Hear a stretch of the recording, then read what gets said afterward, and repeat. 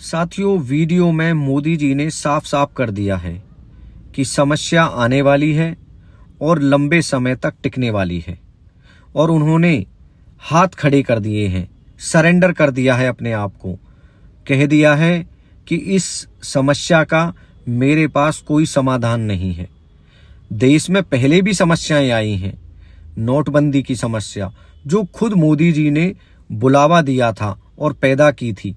उस समस्या का भी समाधान मोदी जी नहीं कर पाए थे और उन्होंने जनता को आगे किया, कहा कि आप मुझे अपना सपोर्ट दीजिए, 50 दिन दीजिए, आप जो कहेंगे मैं वो करने को तैयार हूं।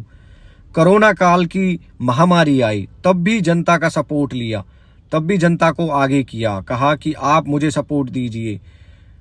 जो अगर जनता से ही आपको सपोर्ट लेना है, जनता को ही अपनी समस्याओं का वो निपटारा करना है, तो जनता ने आपको चुना क्यों? आप प्रधानमंत्री किस बात के हैं? आपकी जिम्मेदारी क्या है? आप सरकार में बैठे हैं, मंत्रिमंडल आपका है, आपके फैसलों से देश चलता है।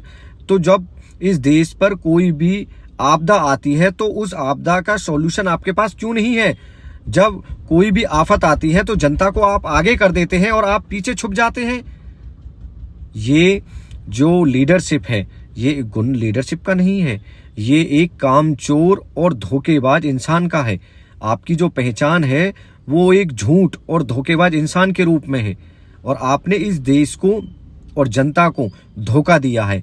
आप इस देश लोकतांत्रिक व्यवस्था और देश विरोधी, मैं ये कहूंगा कि आप एंटी नेशनल हैं प्रधानमंत्री होने के बावजूद भी। क्यों? क्योंकि आप प्रधानमंत्री की कुर्सी पर बैठकर आप देश की जनता को सुरक्षा नहीं दे सकते, समाधान नहीं दे सकते, जबकि पूरा दायित्व आपका है।